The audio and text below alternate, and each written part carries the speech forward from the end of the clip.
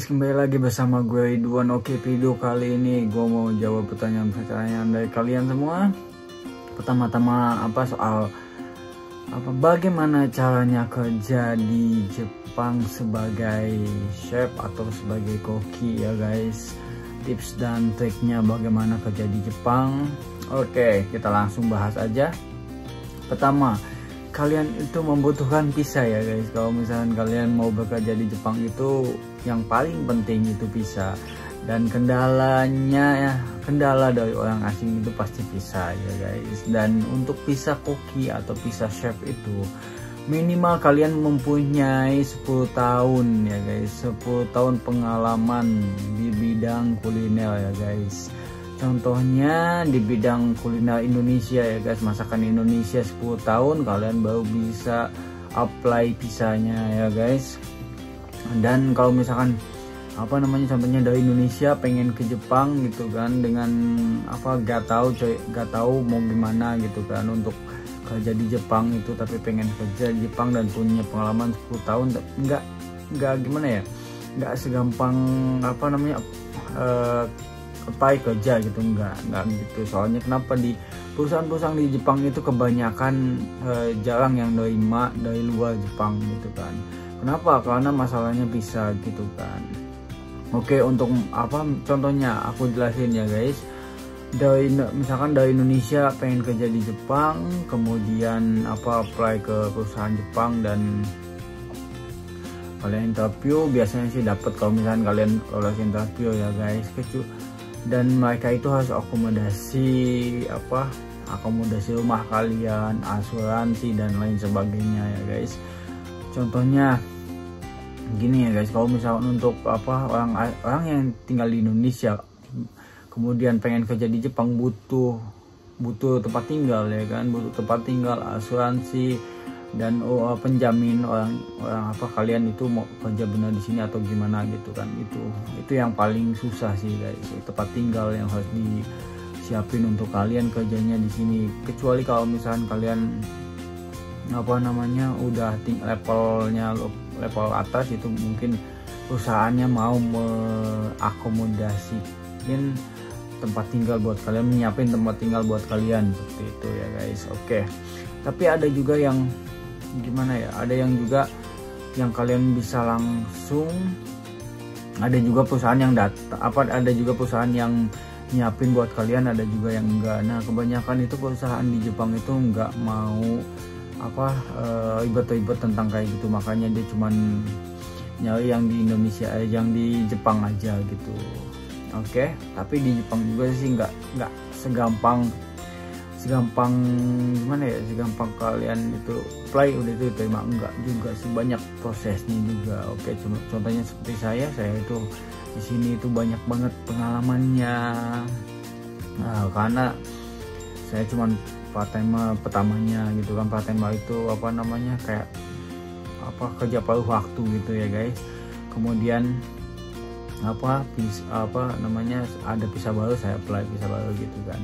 Oke, kalau kalian pengen kesini dengan cara gampang, sebenarnya banyak ya guys, saya kasih tipsnya. Dan yang pertama itu coba cari di website itu banyak, di Google itu kok cari kalian lowongan kerja di Jepang sebagai koki ya kan, dengan dengan pengalaman yang minim kalian itu bisa kerja di Jepang. Cuman kalian itu harus bisa bahasa Jepang gitu, dan minimal itu N4 gitu, dan lolos tes seleksinya gitu kan. Ada visa yang namanya Tokoteki Gino bagian restoran, kalian bisa ambil ikutin. Di situ banyak juga yang yang nawarin di Indonesia gitu, kayak agen-agen yang nawarin kalian untuk kerja di Indonesia, tapi syaratnya itu harus bisa bahasa Jepang, minimal punya sertifikat N4.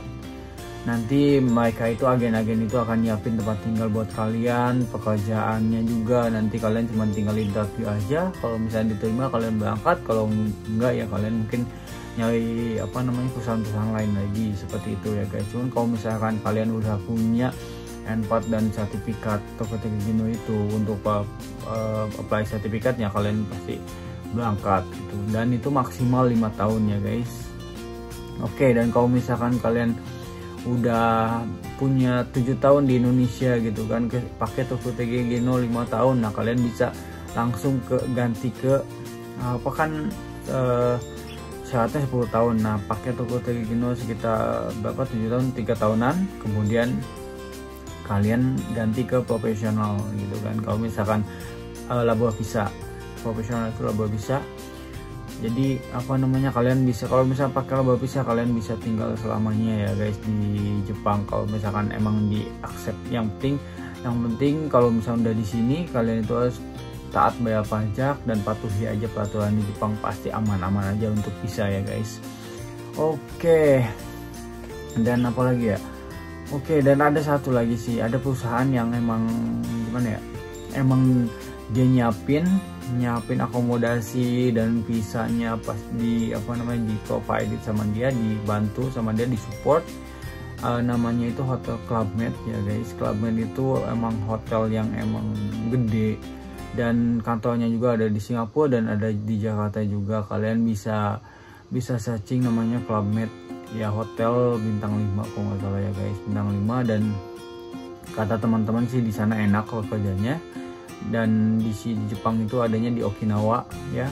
Dan apa namanya, pokoknya enjoy banget katanya kerja di sana. Dan setiap 6 bulan sekali kalian ditanya mau pergi kemana, itu akan di roasting ya kan, di apa namanya, diubah-ubah gitu ya kan. Kalau misalkan kalian di Okinawa 6 bulan, tiba-tiba kalian pengen pindah ke Spanyol atau ke Jerman atau kemanapun, kalian bisa gitu ya guys. Itu hotel yang emang cuma 6 bulan roasting, pindah ke negara lain atau pindah kemana gitu, itu terserah kalian maunya, kalian mau di mana kerjanya gitu ya guys. Itu enak banget kayaknya kerjanya. Cuman gue belum pernah ke Club Med, jadi gue belum tahu.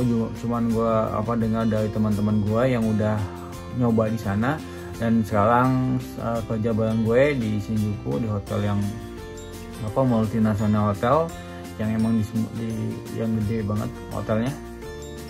Oke. Apalagi ya, untuk syarat-syaratnya itu aja sih sebenarnya. Yang penting itu bisa sama perusahaan yang nerima kalian itu mau di sini apa enggak kerja. Maksudnya itu yang 2 poin itu yang paling penting. Itu sebenarnya yang penting itu paling satu itu bisa. Kedua itu perusahaan yang mau nerima kerja kalian, itu 2 itu. Kalau misalkan dua-duanya itu terpenuhi, kalian itu bisa kerja di Jepang gitu sebagai chef atau sebagai koki di Jepang ya kan. Dan sebagai emang kalau misalkan kalian nggak bisa bahasa Jepang, itu susah banget ya untuk survive di sini ya guys. Soalnya kerja di Indonesia sama kerja di Jepang ini sama aja sih. Kalau misalkan kalian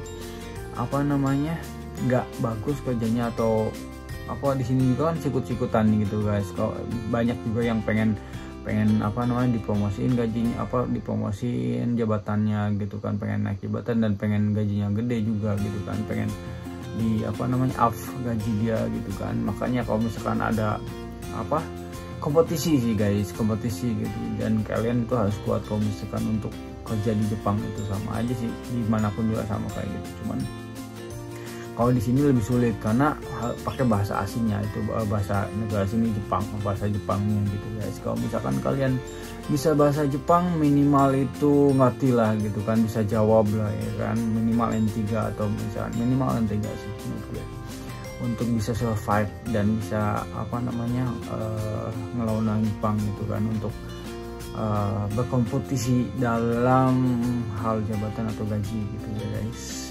Oke, untuk video kali ini mungkin cukup sekian ya guys. Kalau misalkan kalian ada pertanyaan tentang bagaimana kerja di Jepang atau suasana di sini atau tentang cewek-cewek Jepang, kalian bisa komen di bawah kolom komentar. Nanti kalau ada waktu gua akan bahas atau misalkan gua akan balas yaitu komen-komenan kalian. Kalian juga bisa follow Instagram gue juga di kolom komentar ya guys, di bawah itu ada alamatnya, kalian bisa langsung aja follow. Dan jangan lupa subscribe ya guys. Gue minta dukungannya buat kalian, untuk supaya lebih maju lagi YouTube gue ya guys, supaya gue lebih semangat lagi membuat video-video tentang kegiatan di Jepang, aktivitas di Jepang, bagaimana keadaan di Jepang dan lain sebagainya. Pokoknya ya guys, see you di next video.